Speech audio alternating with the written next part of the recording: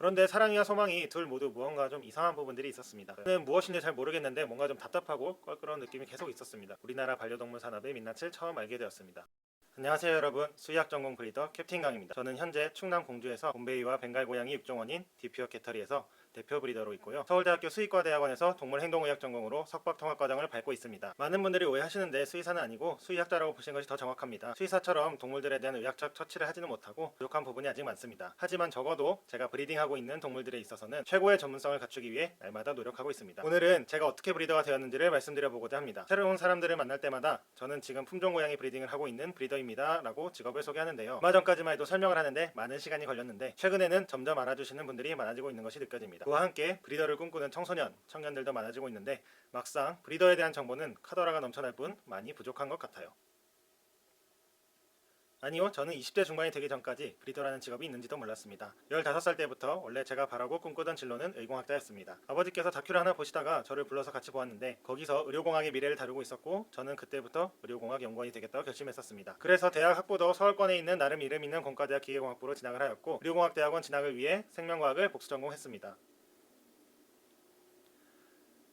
제가 군복무를 MCRC라는 곳에서 공군 학사장교로 복무를 했습니다. 부대 특성상 교대 근무를 해야 해서 집에 있는 시간에 낮과 밤이 계속 뒤집혔어요. 그런데 제가 결혼을 좀 일찍 했거든요. 중위 진급하기 전에 소위 때. 결혼을 하고 얼마 있지 않아서 아내가 많이 외로워하기도 하고 저도 어릴 적부터 동물을 키우고 싶어서 고양이를 알아보게 되었습니다. 그때 지금도 함께하고 있는 반려묘 사랑이와 소망이를 만나게 되었어요. 사랑이는 터키시 앙고라 믹스인데 그때만 해도 고양이에 대해 전혀 몰랐기 때문에 동물병원에서 운영하는 샵에서 분양을 받아왔어요. 그리고 얼마 있지 않아서 가정분양이라고 하시는 분이 꼬리가 기형인 벵갈을 책임비만 받고 분양한다고 하셔서 그날 바로 서울까지 왕복 5시간 운전해서 데려온 고양이가 소망이입니다. 그런데 사랑이와 소망이 둘 모두 무언가 좀 이상한 부분들이 있었습니다. 사랑이는 성격이 고양이치고도 많이 예민했고 분양할 때 알려준 그 주스보다 좀 더 어려 보였어요. 분양받은 동물병원에서 진료보신 수의사분이 고양이의 행동에 대한 질문에는 잘 모르시고 계셨고 기본적인 백신 접종이랑 신체 검사만 하시더라고요. 소망이는 순종 벵갈이고 혈통서도 있다고 하였었는데 혈통서를 나중에 준다고 하더니 결국에는 꼭 있어야겠냐, 없어진 것 같으니 없으면 안 되겠냐고 그렇게 말을 하더라고요. 그때는 무엇인지 잘 모르겠는데 뭔가 좀 답답하고 껄끄러운 느낌이 계속 있었습니다. 그러다가 개를 좋아하고 키우는 후배 장교와 이에 관한 이야기를 나눌 기회가 생겼는데 그때 우리나라 반려동물 산업의 민낯을 처음 알게 되었습니다.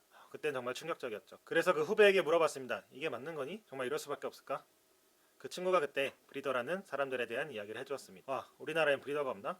왜 난 처음 듣지? 그때부터 사랑이와 소망이가 어떤 경로를 통해 우리 집에 왔는지, 그리고 우리나라 반려동물 산업은 어떤 사람들이 어떻게 활동을 하고 있는지 계속 찾아보고 공부하고 찾아보고 했어요. 알아가면 알아갈수록 속상했습니다. 한쪽에서는 동물들을 단순 돈벌이 도구로만 학대하며 사용하고 있었고 한쪽에서는 사람보다 동물들에게 더 귀한 가치를 부여하고 있거나 예쁜 동물들만 보호하는 등 다양한 사회 문제들이 발생하고 있었죠. 단지 제가 관심이 없어서 모르고 있었을 뿐 사회에는 이미 동물과 사람 사이에 많은 문제들이 있었습니다. 수많은 생각과 고민이 들었어요. 아, 정말 이게 맞나? 이렇게 될 수밖에 없을까? 그리고 결심했습니다. 내가 한번 바꿔보자. 내가 바꿔보고 싶다. 솔직히 아직까지도 지금까지도 쉽진 않습니다. 살던 대로 산다면 나름 괜찮은 미래가 펼쳐져 있었거든요. 서울권 나름 명문대 공대를 나왔기 때문에 학사장교 전역 후에 국내에서든 국외에서든 박사학위를 받고 의료공학연구원이 되는 것이 지금 다시 보더라도 트렌드에도 괜찮았고 재미도 있는 진로였거든요. 아, 참고로 저는 크리스찬입니다. 그래서 계속 기도를 했어요. 그때 하나님, 제가 어떤 길을 가는 것이 맞을까요? 사람들에게 도움을 주고 싶어서 지금까지 의료공학도를 꿈꾸며 살아왔는데 진로를 이렇게 갑자기 바꾸는 게 맞을까요? 아쉽게도 영화에서 보는 것처럼 막 허공에서 음성이 들리고 그런 일은 없었습니다. 하지만 문득 떠오른 말씀이 있었어요. 성경 중에 창세기라는 책에서 하나님께서 그런 말씀을 하시거든요. 하나님이 그들에게 복을 주시며 하나님이 그들에게 이르시되 생육하고 번성하여 땅에 충만하라. 땅을 정복하라. 바다의 물고기와 하늘의 새와 땅에 움직이는 모든 생물을 다스리라 하시니라. 아멘. 생육하고 번성하라고, 그리고 땅을 다스리라고. 그때 지금 우리나라 반려동물 산업은 결코 동물들을 제대로 다스리는 모습이 아니다. 아무리 다스리는 입장이라고 한들 그들의 아픔과 고통을 외면한다면 그것은 다스리는 것이 아니라 이용하고 학대하는 것이 아닌가. 그때부터 몇 개월간 지난한 시간을 보냈습니다. 먼저 아내를 설득하기도 하고 그리고 양가 부모님을 설득하고 저희 부모님께는 강화도에 같이 휴가를 갔다가 펜션에서 PT도 했습니다. 전 이거 하고 싶고 해야만 하고 이렇게 할 거라고.